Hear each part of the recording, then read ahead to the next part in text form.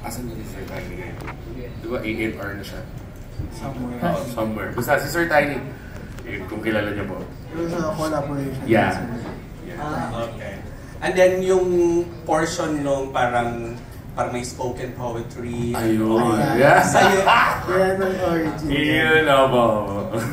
Bakit yung may ganyan na? In fairness, parang umaarte ka dun sa part na yun. Ano Talagang ano po, ramdam na ramdam. yun po yung ano, siguro may personal na na touch yung bridge. Actually, kasi yung bridge talaga yung kinopost natin doon. Sa church niyo yun na nangyayari. Yun. Mas dinagdagan lang namin ng flavor. Parang kinoncept namin na yung concept mismo ng song, tapos dinagdagan namin para mas sumakit palalo yung kanta. And ganun din ba, like in the future, may parang, it's not only parang focus dun sa song, but also injecting spoken poetry or something Siguro like po. that? Pwede. We're not close to any concept naman. Kumbaga, hanggat kayang mag-surprise. Kasi meron lang kaming mga songs na with rap parts, meron. Yun nga, spoken word. So hindi natin alam baka... Hindi natin alam, baka sumayaw na kami. Joke lang.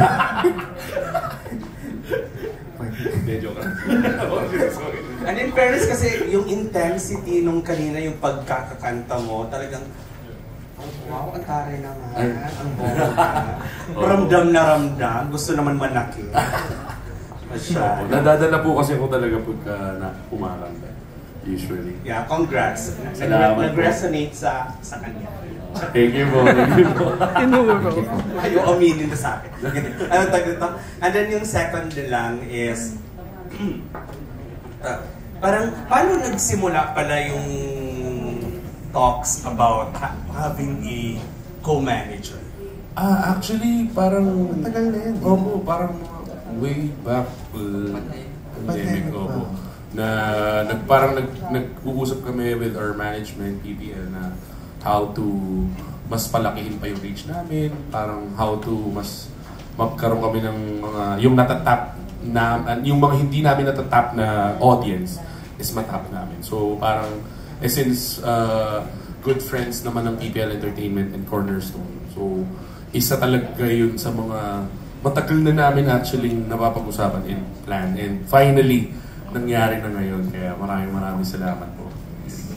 Was it coming also from na parang, kasi parang maraming bago na pumapasok and yet may mga natatap silang market na hopefully you have reached before? Parang ganun ba yun? Or with what's happening in the industry, feeling yung kailangan nyo ng extra parang power to help you out? Opo, of course, syempre, sa lakas ng OPM ngayon, grabe, sobrang dami ng artist talaga na mga nagsusulputan, mga bands, mga solo artists, mga P-pop. So, syempre gusto naming sumabay na meron din kaming mas malakas pang power na reach. So, yun yung purpose din talaga.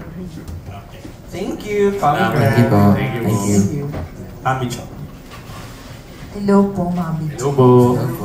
Congratulations. Salamat po. On your new partnership with Cornerstone. Thank you po. My first question is, for 10 years, how is your relationship with each other evolved? Siyempre, marami kaming mga pinagdaanan, maraming mga shortcomings, and marami din mga achievements na mga naranasan together. And masasabi ko, okay na kami. Within the 10 years na yun talagang... Nandito pa naman ka. Oo. Tsaka parang nangyayari lang, tumatanda lang kami. Pero yun nga, ang goal namin is hindi tumanda. Yun lang. Kasi di ba maraming banda na nadi-disband in a few years, Yes. tapos kayo you stayed together for 10 years. What's the secret to that except, aside from yung sinabi sa amin na the name of your band comes from the pinagsama-sama teacher. Parang ano yun? Siguro po ang pinaka-sikreto is communication. You know, open communication sa lahat. Parang every time na mayroon kami mga problems or mga kung ano-anong pumps, so parang pinag-uusapan na lang namin. Kumbaga, hindi kami talaga dumadating sa point na yung magiging disband or what. Hindi naman. Hindi naman, never naman po nangyari. Parang, marami na kaming siyempre, yung mga different personalities. Kumbaga, may extrovert, may introvert, may mga ambivert. So parang, ang ginagawa namin, kinocombine namin yun. Nagiging, kami. Focus sa strengths. Yes, so adjust sa isa't isa. Parang gano'n. Siguro isa yun sa susundan ng mga kabataan ngayon na nagtatry silang magtayo na sarili nilang band. Yes. Siguro, my next question is, yung after 10 years, pinag-isipan nyo rin ba, did you have to present your wants and desires and your plans to Cornerstone, how you want your music to evolve? As of now, parang hindi pa namin na-represent talaga fully, pero I'm sure, yeah. Eventually, sa relationship na mangyayari with the new management, sa co-manage namin with Cornerstone is for sure paparating din namin yung mga gusto namin mangyari. Kasi yung logo nyo for merch, di ba? For upcoming merch and things that you will present for your concerts and your gigs. Kailangan yung brand. So, thank you for graduating. Thank you po. Next po, sa kabilang mo. Ako last. Hi, I'm Jojo Panaligan. Hello po. You've been around 10 years, and you've seen the rise of the power of social media.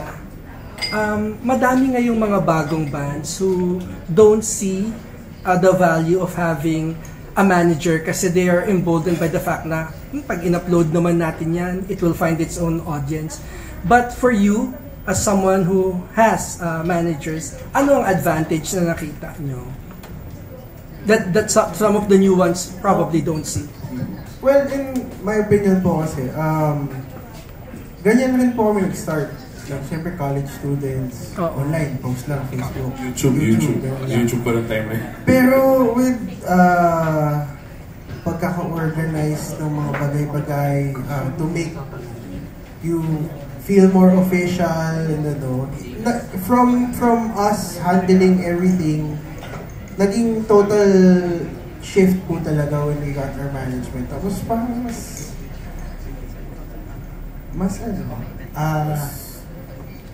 powerful. Tsaka yun po, yung mga legal stuff rin. Yung mga bilang mga batang, nung nagsimula kami, bata pa, hindi namin alam yung mga official stuff, yung mga nawawala ako sa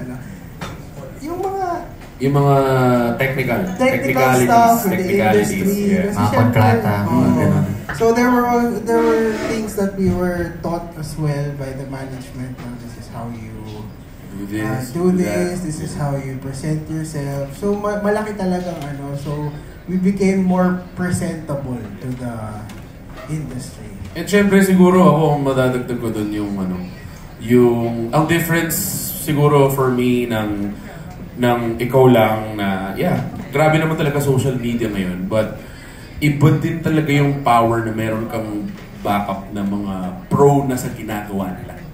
Iba yun. Kumbaga, magkakaroon ka talaga ng reach na sarili mo, siguro magkaroon ka ng sarili mong experiment na paano mo ipopromote yung sarili mo. And dahil nandyan nga yung internet, madali na yun. Pero, kung meron ka pang mas, pro na nagpa-backup sa'yo, iba yung magiging reach nun. Kaya, yun, sobrang saya namin na meron kaming dalawang power-ups. So, it's nice to have some people who have a different perspective. Yeah. Kasi they can also check you if sobra ka na. Yeah. If lumalaki na ulo mo. Yeah. Parang they're there to be helpful to you. My second question, what career advice did you get earlier that you're glad you did not follow?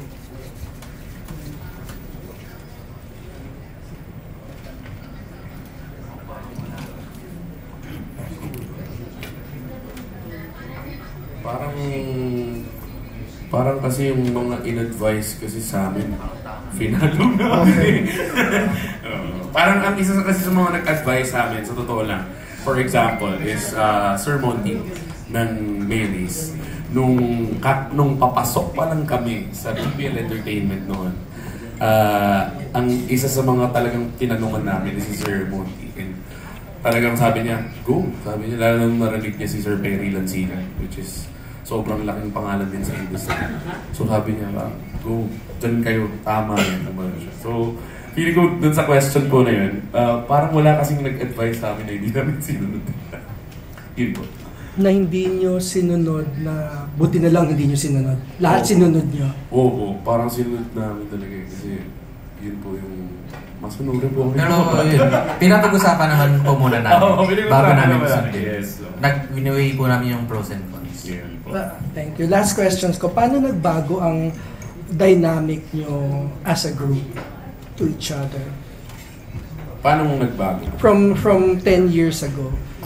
Siguro po ngayon mas parang mas mas professional and siguro mas matatanda na rin talaga kami mas sa priorities. Na, hindi na laro-laro lang yes to. po, parang ganun. Parang, tsaka, syempre, dami na rin naming mga responsibilities sa mga personal life namin. So, parang ngayon, hindi na talaga to, parang dati kasi enjoy lang. Ganun. Ngayon, parang talagang, tara, gawin na natin to, ganito. Tsaka yung po siguro, yung time management namin. Dati kasi, parang pupunta po sa bahay namin, tugtog, tapos minsan madaling araw. Ang aabutin ng madaling araw, tapos kumakain lang kami. Ngayon, pag magkikita-kita po kami, parang literal na tugtog. Talagang may gawin tayo, ganun po. So, tsaka yun, may fun pa rin naman pong mga biroan, mga ganun. Ang ibig ko sabihin, mas maliwanag ba sa inyo na pag final say, siya yun. Pag final say sa arrangement, siya yun. Pag sa say po kasi parang voting kami. Ganun pa din. Opo, democracy. Lagi po kaming ganun sa lahat. Oo, lagi kaming Tapos ang tiebreaker namin usually, pagka 2 versus 2, si Sir Perry yung tiebreaker namin. Yun ang halaga ng may manager din. Opo, yun. Opo. Salamat. Thank you po. Hello. Hello po. Okay, the last time that we talked to you, medyo binigyan mo kami ng update na you'll be creating more songs. How far along are we in terms of releasing those songs that you mentioned? Na-release na namin yung isa actually last year yun. Oo nga, yeah. So, meron na po kami mga na-release mga past few months and this year, siguro marami pa kaming marirelease na mga songs na dapat abangan. Naka-timeline naman. Naka-timeline naman. Throughout the year. Siguro mga 2 to 3 songs pa or mga ganun. Kung kaya. Within 2024. Opo. Kanina medyo nag-hint din yung Cornerstone Management na parang they wanted you to also have some sort of an international career, international flavor so that you'd be able to probably perform in other countries. Natatakot ba kayo about that person? Ako naman po parang personally, hindi naman ako natatakot. Or challenged? Siguro yun po, challenge syempre kasi ibang crowd, iba pa rin yung ibang crowd. So, medyo pa kami nun, hindi pa kami sanay sa international market. Pero gusto namin pasukin yun syempre. Kaya excited din kami at the same time. What do you think skill-wise you lack? Like, isa-isa kayo ano sa tingin niyo yung kailangan niyo pang pag-aralan? Ako po siguro, feeling ko po yung paggawa pa ng mga songs siguro na mas maraming fundamental, maraming mga ganun. Yun po siguro yung nilalak ko Masyado ako po personally masyado akong feelings dominated pag gumagawa ako, ganun po. So, ang feeling kong nilalako is yung technical, yung mga dapat na formula, yung dapat may ganito dito, baka sobra yung dito sa part na to. Yun po, sa akin. How about you? Ako po siguro yung communication skills po sa tao yun. So, kasi hindi ko po kayang ma-express ng maigi yung sarili ko. Kasi mahihain po ako eh. So, hindi lang halata. So, yun po siguro sa lalo na pag nag-ibang bansa or ano. Yeah. So, yun po. How about you, sir? Time management. Kasi, ayun, nabibisi tayo ngayon eh, kaya more on time management and communication na rin. Nabibisi po kasi siya sa lakas. Pero yan, mostly time management. And syempre, as a musician, you always want to get better. Yeah. You always want to improve. Kaya, improve my singing, improve my bass playing, mga ganun po. And more mga technical stuff, like recording and all that. Para rin makatulong sa...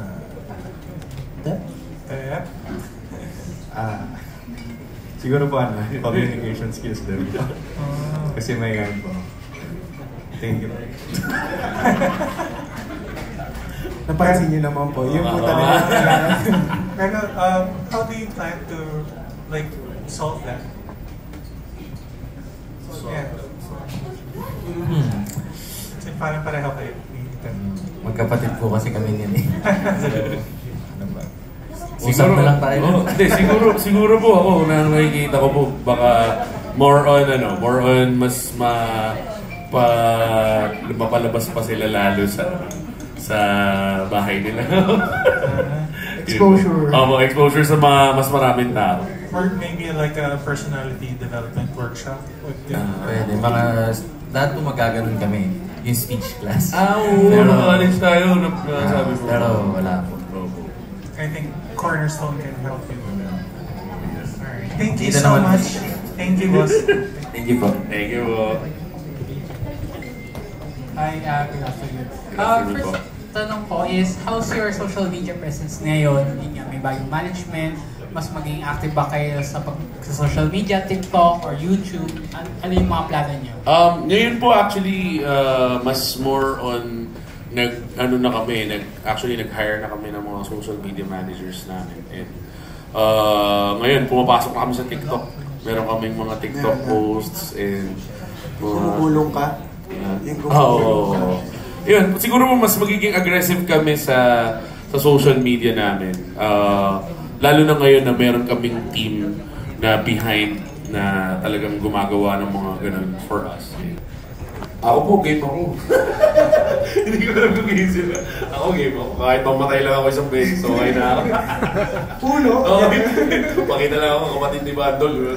Gusto pa rin. Ganun lang, okay na ako dun. Huwag lang po gawin kaming Teletubbies. Ayun. More on ang pangarap ko talaga more on nasa mga action na, tapos mababaril ako. Gusto ko talaga. Gusto ko mabaril eh. Pero hindi real life. Yun lang po. Last question ko lang. Kinonsider niyo rin bang gumawa ng English songs para meron kang international market? Actually, meron po kami mga English songs noon pa po. And more on siguro ngayon, yung mga ginagawa kasi namin, medyo hindi namin naiisip ng English songs. Pero knowing na yun nga, merong international market na nag-aantay. Siyempre gusto din namin gumawa ng mga English songs. Lalo ngayon. Kasi may yung mga dati namin, nakabangko na. So, feeling ko mga bagong songs. Pero contrary to that, okay naman po yung English songs for us. Pero syempre, dahil nga, like, yung mga ibang artists ngayon, sumisikat naman internationally with Tagalog. Example yun, yung Beanie, yung lakas-lakas, diba? Yeah. And it's Tagalog. So, parang, I think, same goal rin naman po na we make a song that's Tagalog to represent. Or Taglish, pwede din. Or Taglish, pwede rin. Pwede din Konyo. International. Pwede din Konyo. Yeah, bro, you know. Yeah. It's first thing. Sarap lang, para mag-airtime. Hindi, kahit sino po pwede sumagot. Kasi wala siyang mic. Hindi, siguro po, question ko, in general, kahit ano po sino. So, in your 10 years po na pagkasama po, pwede mag-share po ng major challenges na na-encounter po ng magkasunod. Siguro yung, para sa akin personally po, ang major challenge talaga na pinagdaanan namin is yung pandemic. Yun po kasi talaga yung sobrang hindi namin inaasahan. And nung nagkaroon ng pandemic, that was, feeling ko parang yun yung isa sa mga pinakamainit namin na panahon, tapos biglang nag-pandemic. So parang hindi namin alam anong gagawin namin. Kasi ang parang pinaka-workflow talaga namin nun is every week, pupunta kami sa bahay nila sa Cavite to just make content. And nung nag-pandemic, hindi namin pwede gawin yun kasi may yung stock. Testing pa. May mga card, di ba? Hindi kami makapag-drive papuntang taga-Antipolo. Taga-Antipolo siya. Nung time na yun, taga-Antipolo ko siya din. So, hirap kaming pumunta sa Cavite. So, ang nangyari, yung contents namin tumigil. So, yun yung isa talaga sa pinaka-major siguro. Feeling ko kahit sa inyo, yun talaga ang pinaka-major naming challenge na nangyari na so far, okay naman, na-survive naman. Yung routine namin, the week. Yun, na-break bigla. Tapos parang, nung una actually, parang relax. Nung una, parang namin na pahinga. Sa wakas, makapagpahinga na tayo kasi tagal namin ginagawa yun. Tapos eventually, nung tumagal yung pandemic, parang 2 years na, naman parang, uy, teka, wala.